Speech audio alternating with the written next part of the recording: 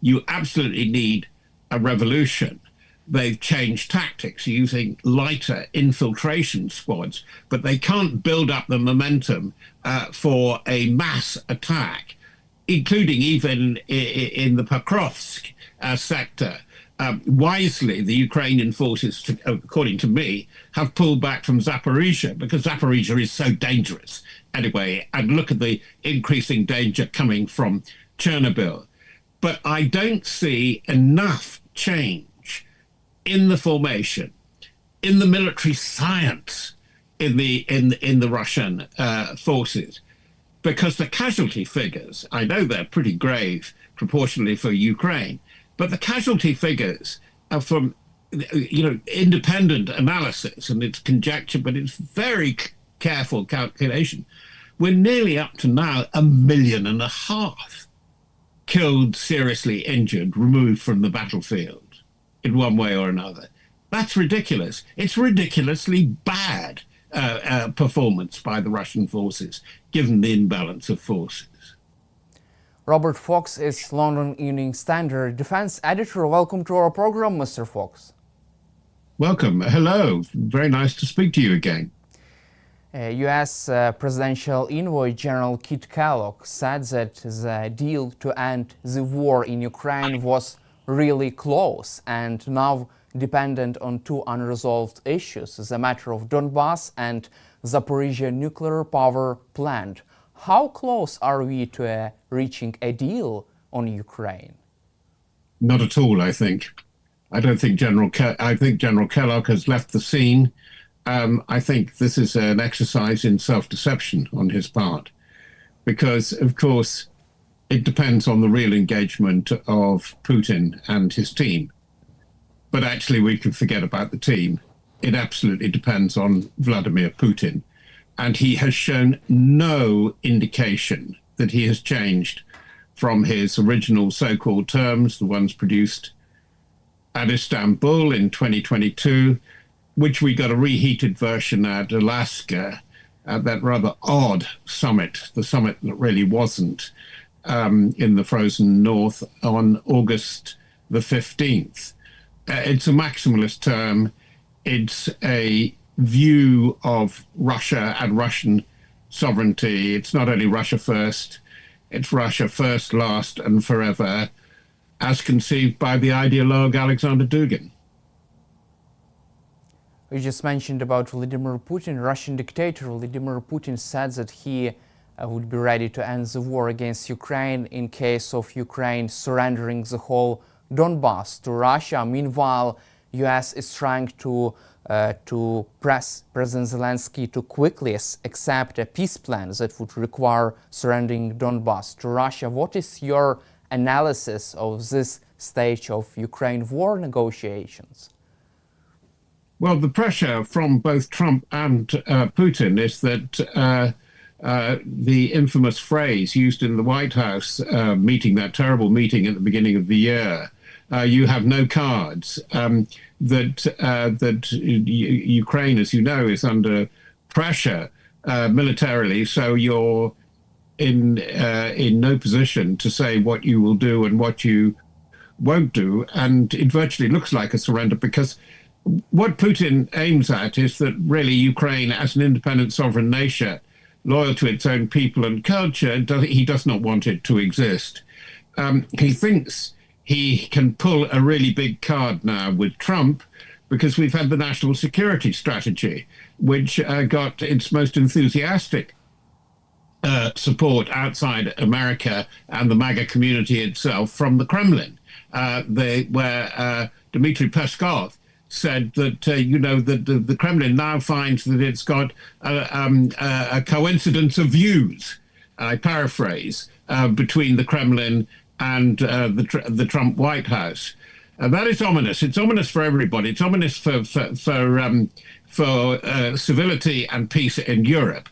It's ominous for Ukraine, but above all because the hard core, the hard sort of MAGA conspiratorial core of Trump's court it is flagging up the European community, EU specifically, the European culture and cultural community in general, which embraces the UK, as being the enemy, as being on the wrong track. And this was emphasised by Pete Hegseth in a speech at the Reagan Library, that you have this extraordinarily phrase about in the national security strategy of Europe being on the path to civilizational non-existence in a way. It's a very strange phrasing, and it's torn up the playbook. It's made nonsense of the way NATO operates if the senior partner and the biggest contributor regards the rest of the alliance, most of it with one or two exceptions, like Orban's virtual dictatorship in Hungary, as the enemy. We're in strange times, and that's why this week is a crucial week. We saw with a meeting in Downing Street yesterday in London with Merz, Macron, Zelensky himself, and Starmer. And Europe is beginning to realize that it's got to do its own thing, and it's not ready. I have to add one small thing, because as they say, they're focused on Ukraine. There is a great worry in Europe now that this goes well beyond Ukraine, and that Putin has a war logic. His whole economy is geared to war, and there could be worse to come. That there is a slight element in the British establishment, oh, we're not at war with Russia, Russia isn't at war with us, and to which everybody replies, the relentless cyber attacks, criminality, often with Russian, sometimes Chinese, sometimes Iranian players behind it. We're going into a very, very difficult time, and for which Europe is not well prepared, but I think there is a growing feeling in the capitals of Europe, the majority of the European members of NATO and Canada particularly, that we've got to get ready for whatever it is going to come. You just mentioned about newly published US national security strategy. Do you think that US has betrayed Ukraine and Europe by publishing such a policy paper? No, it's too odd. It's too strange. It's too exceptional, too eccentric to even be graced with that, because it seems to be it's full of MAGA language, but it's not a logical strategy. It doesn't put nuclear arrangements, nuclear treaties to the front at all.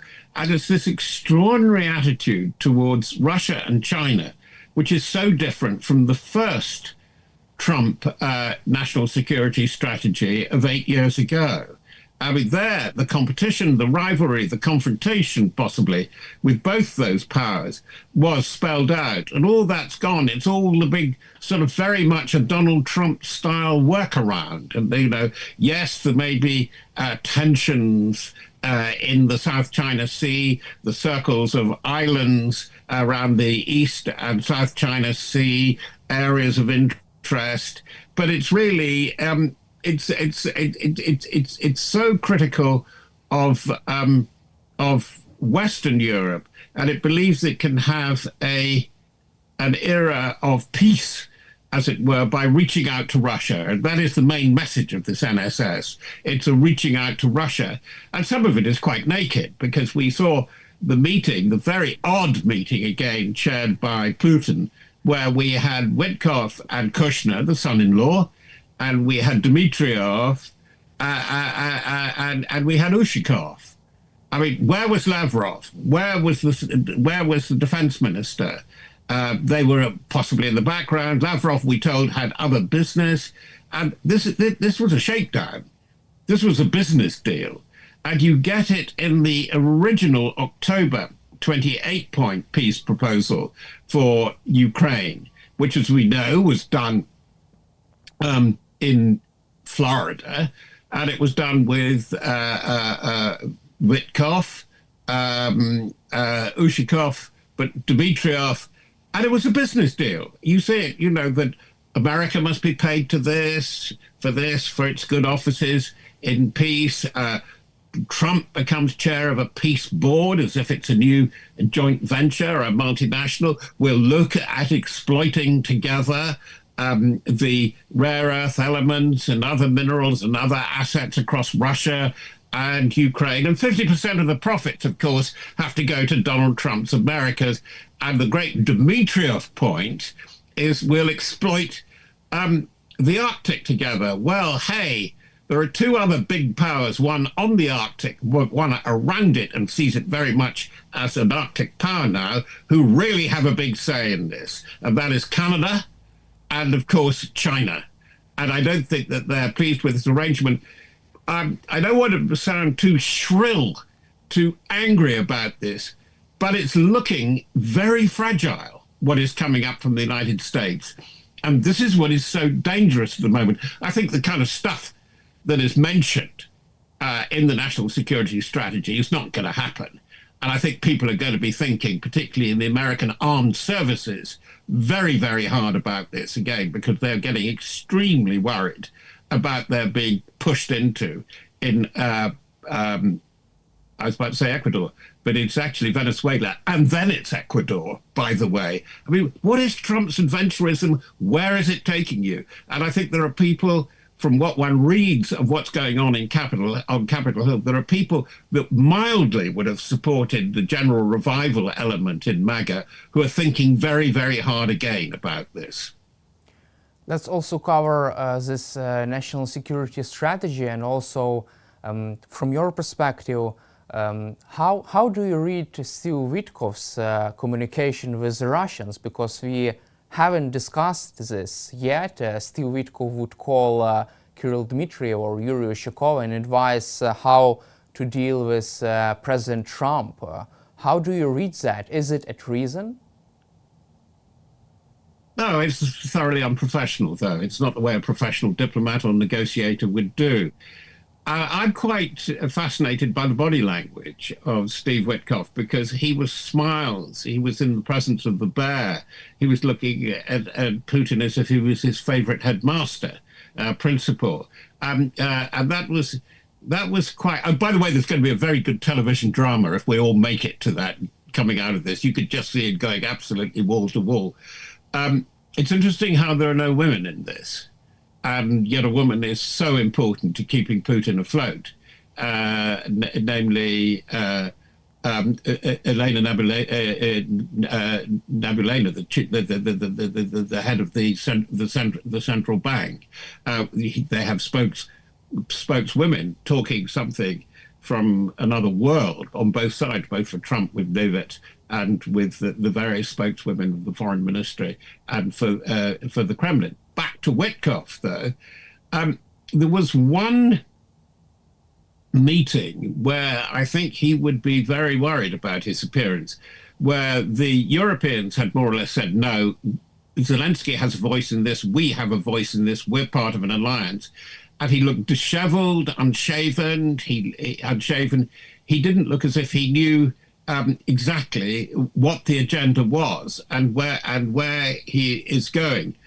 I think part of the thing is that we're on a very, very sharp timetable now. Item number one, quite clearly, I don't have to tell you, is can Ukraine survive the war through the winter? What is Putin really up to? He's claiming that the economy is robust, and yet is being hit very hard directly by asymmetric attack on infrastructure, but also the shadow fleet. Very important area indeed. And then we have to look at Trump's timetable. Trump possibly has less than a year to go. What am I talking about? I don't mean to say he's going to leave office, although he might. There's just a chance of that. But if he goes on like this, and the thing isn't judged on foreign policy, whether it's South America, Venezuela, or Europe, European security, or even the Middle East, we have the midterm elections. And the midterm elections, if he hasn't succeeded in giving an uplift to the standard of life, to the feeling of well-being among the American electorate, particularly among those who just switched to MAGA in the last election and said, yeah, we'll go for this because this promises prosperity. And we haven't had that. So they judged under Biden. If that doesn't work, if he loses either one of the houses, but if he loses both, which he possibly could, that's it. He's going to, slowly the surrounding forces move in on him and things will change. Things will change because they are already changing. You can see that particularly in the Senate, they're not buying a lot of this stuff. They're not buying this abandon Ukraine. They just passed or got another bill which has bipartisan support to give further support to Ukraine. There's a lot of support for Ukraine in America, despite what Team Trump is saying. And the other thing, as I say, is the armed forces.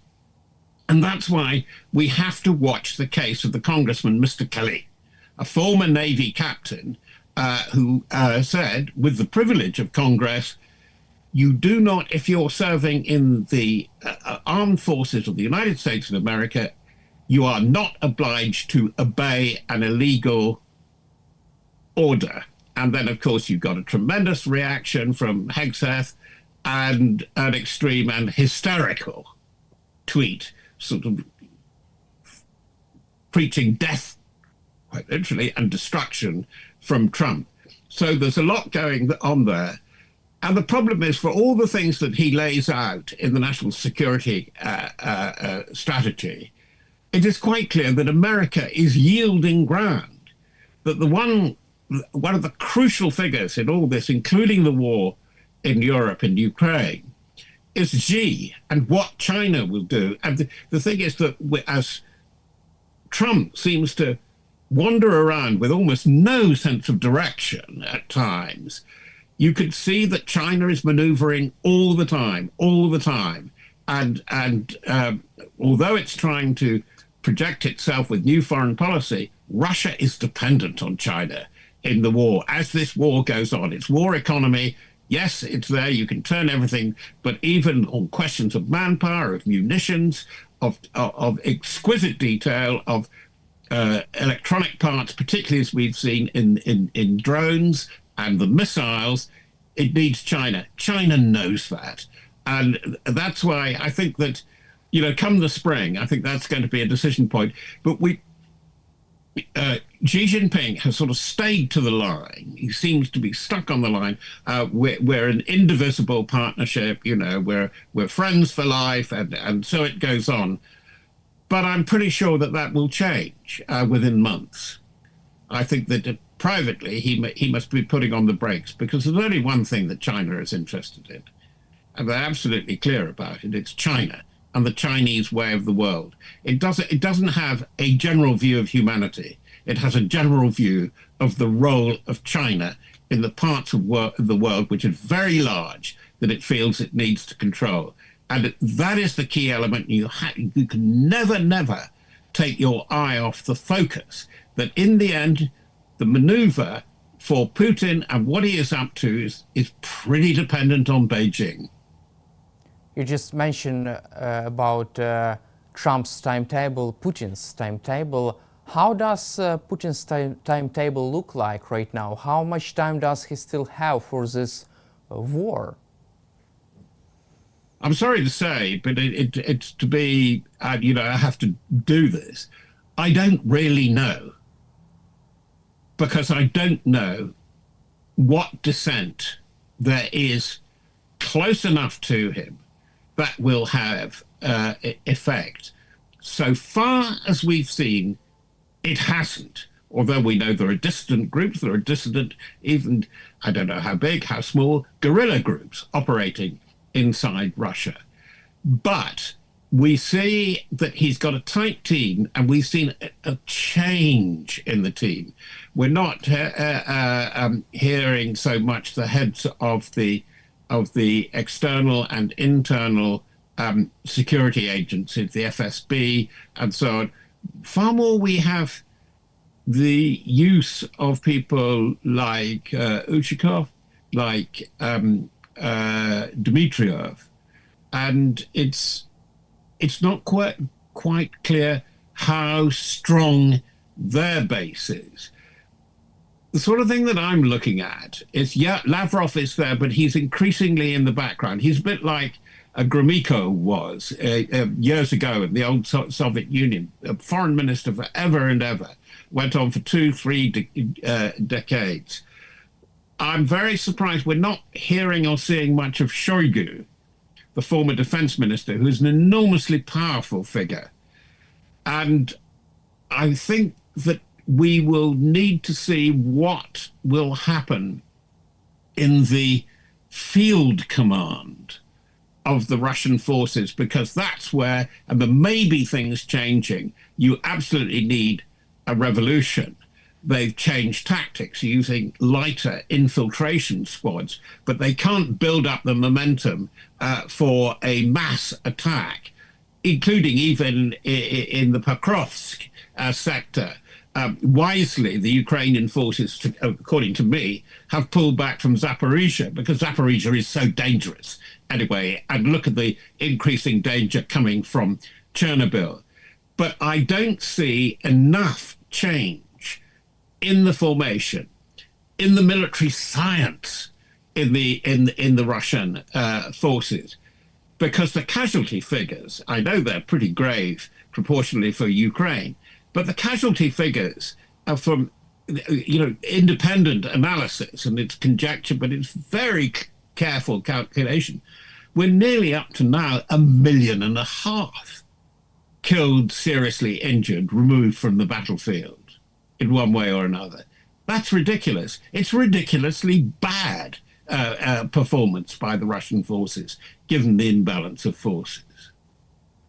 You just mentioned also about Lavrov and Sergei Shoigu. What did happen with Lavrov? Has he been sidelined?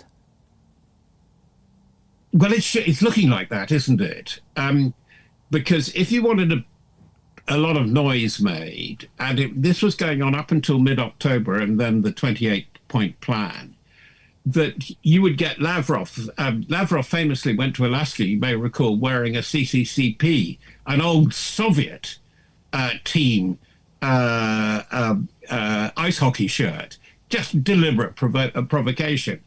And if you wanted somebody to be, the loud man, the hard man, it was sort of almost between Lavrov and Medvedev.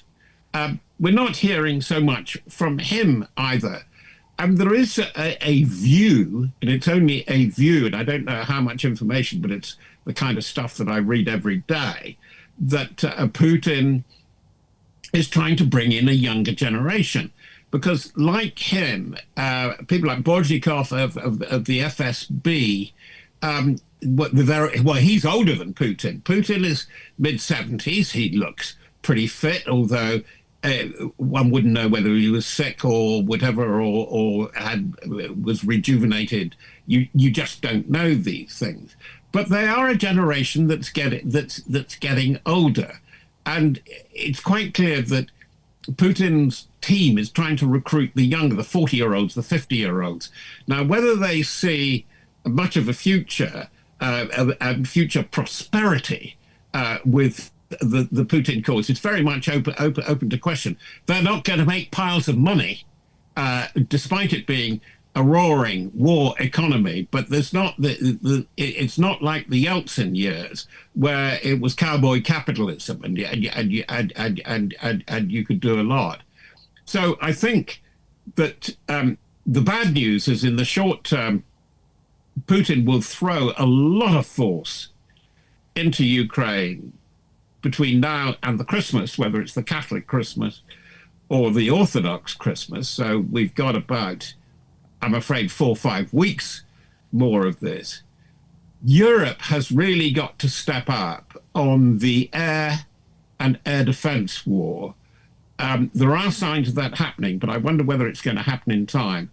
But the very interesting thing is that in provision of support for Ukraine, so much of Europe now is just not prepared, not countering counting or factoring in the US.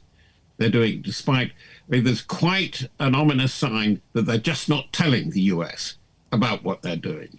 A lot of meetings, the US doesn't turn up, and it was an insult. The big meeting always at this time of the year, the foreign ministers of NATO, Rubio doesn't turn up. And I'm afraid everybody says, "Oh, will Rubio be a moderating influence?" I don't think so. I think he's in Camp Trump, and he will sink or swim with Camp Trump. He is tied to Vance. They're even talking that, you know, if they have to, if there's some accident or incident of ill health with Trump, would you have a Vance-Rubio takeover? I don't see much change, but I do see a lot of pressure. And I think that we're in for quite a rough and very, very uncertain time. I mean, things will move so quickly from day to day from now on. You just also mentioned that Putin's team is trying to find young faces, young figures for work in the Kremlin in different positions. Does it mean that Putin also is trying to find successor for him? Putin, it's just not, I think, and this is where the conspectus of the two personalities of Putin and Trump, they don't like successors. You know, in the days of ancient Rome, the emperor would ride in his chariot after a big triumph and a big gala into Rome, but he had to have a slave next to him. And the slave had to whisper in his ear, "You, Caesar, too, are mortal." The trouble is, neither Putin nor Trump have a slave whispering that into their ear. They are both extreme cults of personality now, in a way that even Mao Zedong could hardly have imagined. That's really interesting point you just made.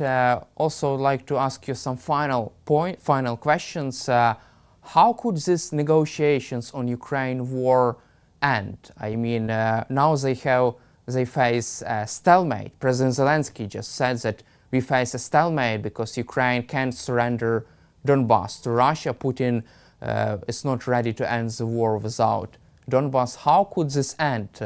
By President Trump just abandoning Ukraine after this talks?